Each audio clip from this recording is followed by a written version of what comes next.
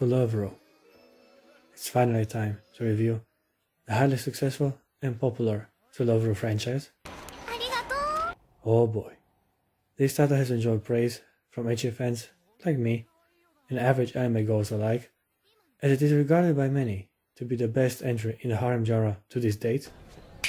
The anime is masterfully crafted and gives us a compelling and complex story without relying too much on action. As the show's primary focus are the characters and the thematic and fun manner they interact with each other. The only other title that has reached such a level of storytelling would be the DxD franchise. But then again, DxD relies heavily on action and fight sequences to further the plot. But To Love Row always seems to find a clever way for our protagonist to overcome the obstacles before him through witty dialogue and well-executed character development. Never had I had so much fun watching an anime than while I was enjoying the many entries in the To Love Row franchise. This simply is one of the greatest stories ever told.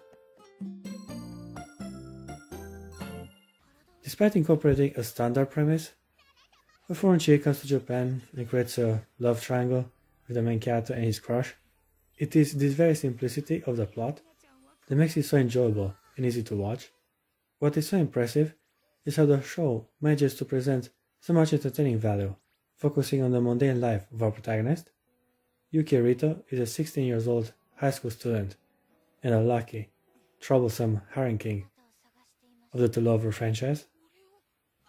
He is very shy and respectful towards women. Unlike Issei Hyodo, he is not actively pursuing his perverted desires and tries to restrain himself, even when aroused by the abundance of attractive girls that so often find themselves orbiting around him. Rito is as innocent as he looks, and trouble seems to always find its way towards him. Some may call him fortunate, I consider him to be blessed. I mean, wow. This guy breaks the record on how many girls he manages to accidentally touch and fondle. Granted, most fanservice is incorporated within a joke, which makes the anime funny and arousing in the same time. Best combination ever. Also have to mention that fanservice never feels out of place, as it always serves a purpose within the story. Therefore, many times it feels like it furthers both character development and the plot in such a flawless way that it becomes a crucial and even necessary element of the show. Never have I seen such a thematic and natural combination between fanservice and storytelling. While at the beginning, our most fortunate protagonist might seem like the standard harem king of that time frame, Yuki Rito embodies the traits of an insecure, frail teenage boy and shapes them into a selfless and charismatic personality. He's very thoughtful and kind of the girls around him, which makes him attractive to many of his female classmates, even though some at the beginning misinterpret his luck as ill and perverted intentions. Which brings me to yet another useful trait Yuki Rito seems to master. He's very clumsy around women and has great difficulty maintaining his composure around any sort of stimulating situation. This leads him towards many fortunate turns of events, where his clumsiness leads him towards unintentionally undressing or groping the many girls of the series. This guy has so much fun. If I knew learning would be so pleasant, I would have stayed in school longer. Due to the otherworldly divine interventions around him, Rito finds himself alongside with many different girls in an abundance of awkward, intimate, and embarrassing predicaments. These enjoyable but also embarrassing situations are the work of Lara Sataline Deviluk, a pink hair amazing beauty, and Rito's soon-to-be bride.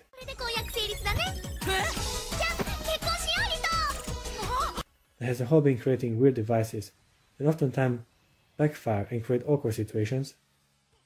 On one instance, Lala used a teleportation device to get her and Rito away from a tight spot, pun intended. Little did the main character knew, this particular shortcut came with a hefty price. You see, Lala's faulty inventions failed to also teleport their clothes alongside their bodies, which left these two troublemakers completely naked and wandering around the school grounds. Unfortunately, I cannot show the clips, but I highly recommend you yourself watch the anime, if you haven't already. But wait, there is so much more. In To Love Through Darkness, his clumsiness becomes even more frequent, as Yukirito possesses an extraordinary skill in accidentally reaching his hands or face into the breast or other private parts of any girls within reach.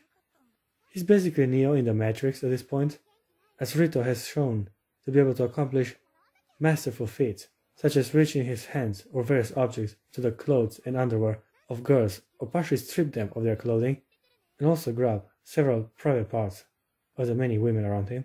Sometimes he manages to grab several girls all at once.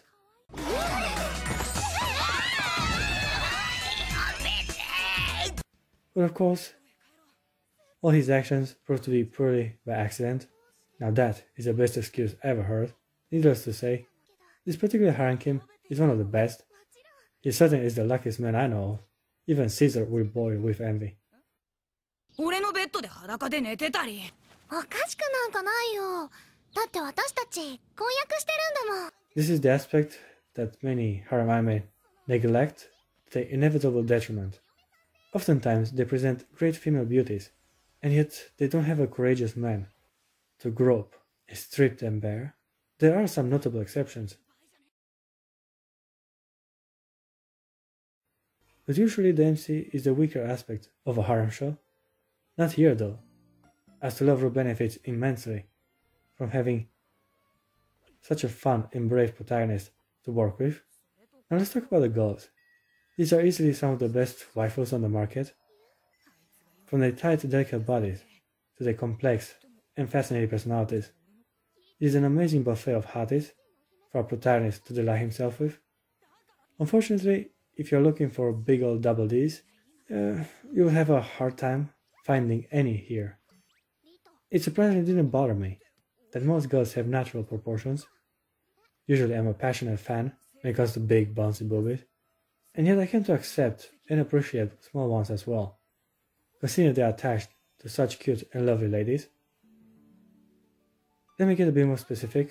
As I mentioned before, our lucky protagonist is already engaged to an extremely hot pink-haired girl with a tail, Lala Satalin Devi look. Apparently she's a princess from another world that somehow ended up naked in Rita's bathtub as she was running away from her trainers. As the successor to the Devluk family, Lala is expected to find a suitable husband to rule the galaxy alongside her, but she does not wish to marry any of her initial suitors and ends up seeking refuge on Earth, where she falls in love with Yuki Rito. Throughout the series, she frequently tries to get Rito to love her, although her kind-hearted gestures generally end up putting Rito and the other girls in embarrassing situations. Rito is utterly frustrated with her for causing troublesome incidents, but Lala is determined to make Rito her soulmate. Getting engaged with a beautiful, innocent princess might seem like a dream scenario for an average guy like Yuki. There are a few problems though. The main character ain't that keen on fighting space battles. Waging wars as the ruler of an empire is a big inconvenience for Rito, because that will certainly jeopardize the quiet and peaceful way of life he so often desires. Secondly, the protagonist already has a crush, one of his classmates, the timid and innocent Haruna Sairenji. She's frail, sensitive and gentle, the embodiment of a feminine girl. No wonder Rito is head over heels for her. Fortunately, Haruna has similar feelings for him, having been attached to his kind, gentle nature ever since the previous school they both attended. The main reason they don't hook up together, as they both are clearly in love with each other, is that Sairenji believes that Rito is in love with Lala, and she does not want to intervene in their relationship. Yuki-kun. どうしたんだい、春菜ちゃん。Yuki-kun とあのララってどういう関係なの？ On the other hand, the main character is afraid to make a move on his crush, due to him being too shy to express his true feelings.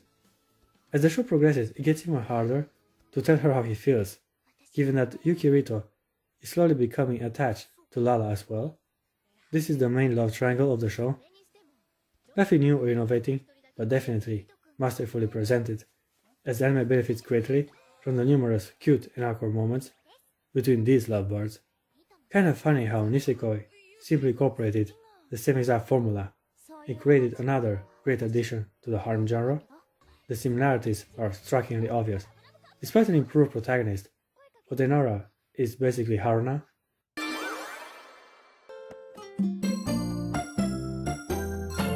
And Chitore, while not exactly an alien, is still an energetic exotic beauty from abroad that somehow finds herself engaged to the main character.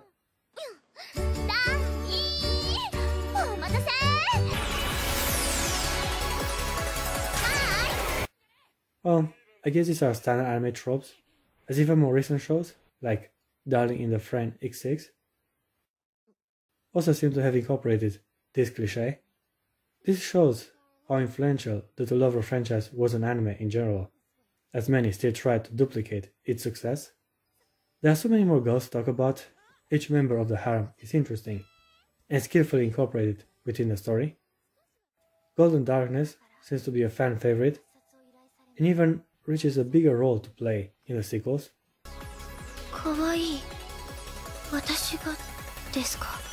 But my personal favorite from the supportive cast is Yui Kotegawa, the uptight and righteous prefect of spotless integrity.